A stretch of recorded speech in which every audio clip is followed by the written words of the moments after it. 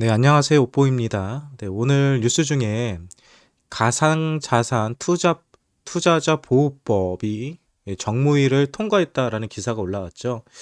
이 내용은 뭐냐면요. 이날 국회 정무위원회는 법안심사 소위원회에서 가상자산 1단계 법안을 의결했다.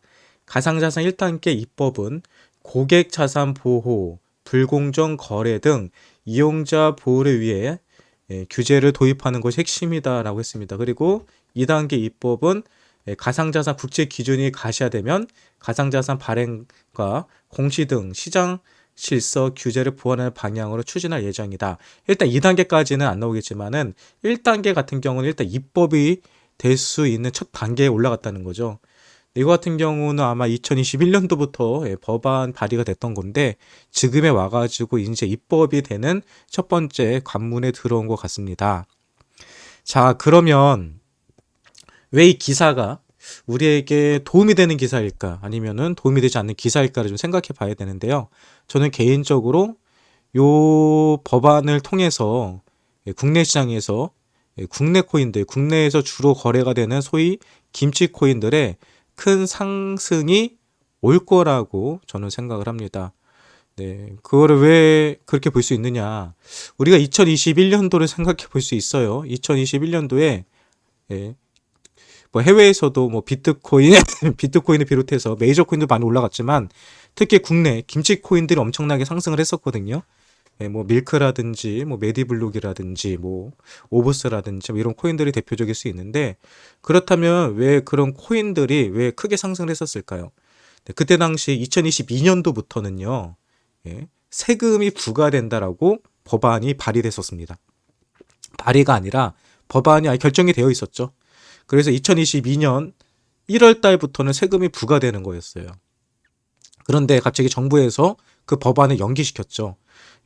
국내에 있는 대부분의 코인들은요, 결국은 국내에서 가격을 펌핑시켰을 때 또 수익이 나왔을 때 세금을 내게 된다면 실제적으로 본인들이 받아갈 수 있는 수익률이 떨어지기 때문에 세금을 내기 이전에 큰 펌핑을 시킨 겁니다. 그리고 실제로 그 펌핑이 있기 전부터 많은 사람들이 2021년도에 김치코인들의 상승이 있을 거로 예상을 했고 실제로 똑같이 국내 김치코인들이 훨씬 더 큰 상승을 보여줬었죠. 그런데 이번에 이 가상자산 투자자 보호법을 보면 핵심이 이거예요. 핵심이 이겁니다.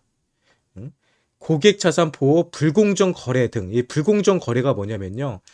이 주식에서 있죠. 그 선 정보를 가지고 정보를 가지고 이용해서 내부자들이 수익을 얻으면은 그거는 불법이 됩니다. 내부자 거래가 되죠. 그런데 그동안의 코인 같은 경우는 내부자 거래가 문제가 안 됐어요. 쉽게 말해서 내가 어떤 코인을 가지고 있고 이 코인을 언젠가 어떤 특별한 회사랑 어떤 계약을 맺거나 좋은 호재가 있을 때 그 회사 내부 사람들이 이미 그 호재를 알고 있죠. 그리고 언제 발표할 건지도 본인들이 다 선택할 수 있고요. 그 발표를 하기 전에 그 코인을 이미 매집을 해놓은 다음에 발표를 한 다음에 가격을 올려버렸을 때 크게 팔아서 수익을 내는 경우가 많았죠.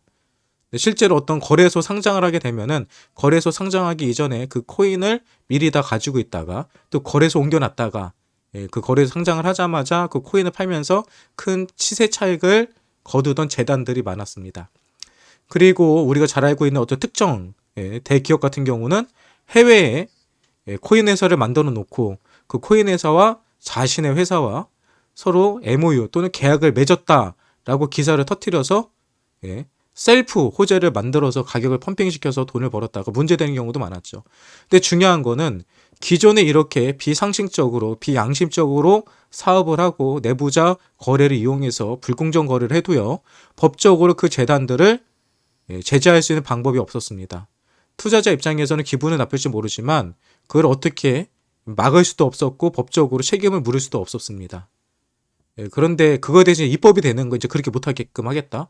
그러면 어떻게 되느냐? 앞으로 김치코인들 또는 국내 프로젝트 또 해외 소규모 프로젝트들은요 펌핑하기가 힘들어져요. 왜? 국내에서 펌핑을 하는 순간에 다 불공정 거래로 걸리기 때문에 문제가 되는 거죠. 그래서 이거는 뭐 해외가 아니라 국내에 관련된 입법 문제이기 때문에 만약에 법안이 발의가 되고 실제로 실행이 된다고 한다면 국내에 있는 프로젝트, 국내에 있는 세력들은요 더 이상 국내 거래소, 업비트나 비썸에서 장난치지는 못합니다. 그래서 이걸로 인해서 업비트나 빗썸이나 코인원 같은 국내 거래소에서만 상장되어 있는 일부 코인들, 그리고 대부분의 국내에서 거래가 이루어지고 있는 소위 김치 코인들은요, 이 법안이 발의하기 직전에 큰 시세 차익을 누리기 위해서 마지막 불꽃이라고 하죠. 마지막 큰 상승이 나와서 설거지하는 그림이 나올 수 있습니다.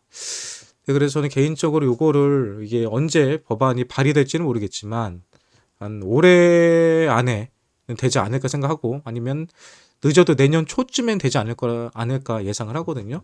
근데 요것만 바로 법안 발의가 되는 순간에, 그리고 날짜가 나오겠죠. 언제부터 이거를 법안을 발의하고 실행하겠다. 그 전에 한번 큰 불장이 오지 않을까라는 생각을 하네요.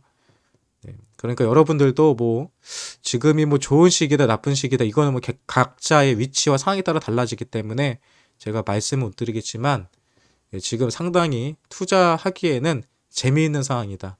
그리고 한번 우리가 베팅을 해볼 만한 기회의 장이다라고 저는 생각을 합니다. 판단은 여러분들 한번 해보시고요. 저는 풀베팅, 풀매수, 그리고 끝까지 한번 버티다가 큰 수익을 낼 생각이니까요. 따라오실 분들은 한번 따라와 보시고요. 웃기는 소리 하네, 응? 헛소리 하지 마라 생각하시는 분들은 본인이 알아서 잘 대응해 보시기 바랍니다. 정답은 없어요. 코인판에는 전문가는 없으니까요. 오늘 제가 준비한 뉴스는 요겁니다. 이 영상이 도움이 되셨다면 구독과 좋아요 부탁드릴게요.